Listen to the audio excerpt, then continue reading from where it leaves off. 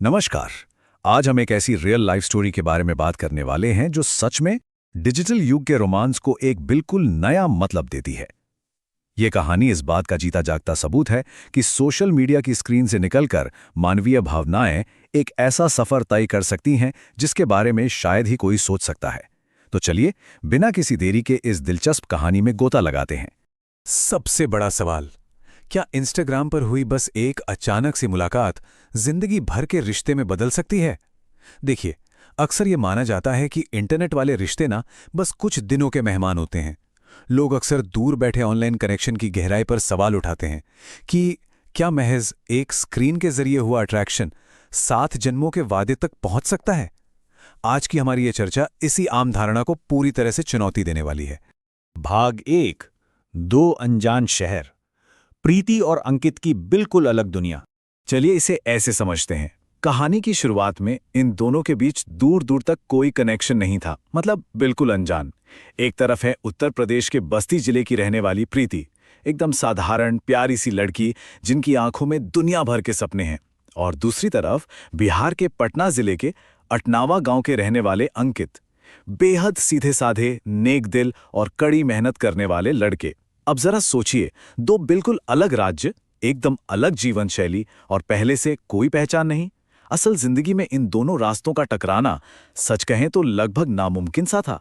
भाग 2। इंस्टाग्राम पर मुलाकात, जहां किस्मत ने अपना खेल खेला।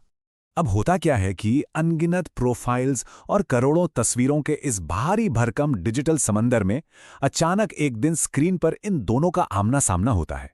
और मजेदार बात यह है कि ये कोई पहले से तय की गई या सोची समझी मुलाकात नहीं थी, बिल्कुल अनएक्सपेक्टेड।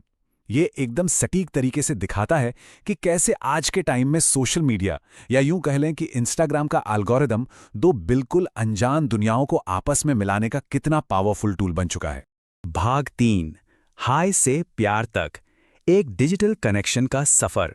जाहिर है ये सब रातों रात तो नहीं हुआ। पहला कदम था बस एक छोटा सा कैजुअल हाय, एक ऐसा मैसेज जो अक्सर मैसेज रिक्वेस्ट वाले फोल्डर में ही कहीं खोकर रह जाता है ना? लेकिन यहां से सिलसिला आगे बढ़ा। फिर शुरू हुई रोजाना की घंटों लंबी चैट्स। धीरे धीरे उन्होंने एक दूसरे की पसंद और नापसंद को गहराई से समझना शुरू किया और फाइनली एक दूसरे की सच्ची फिक्र करना। किसी को पता भी नहीं चला और महज एक छोटी सी डिजिटल शुरुआत एक बेहद गहरे इमोशनल बॉन्ड में बदल गई। भाग 4। दूरी और सच्चा प्यार, भौगोलिक फासलों को मिटाला।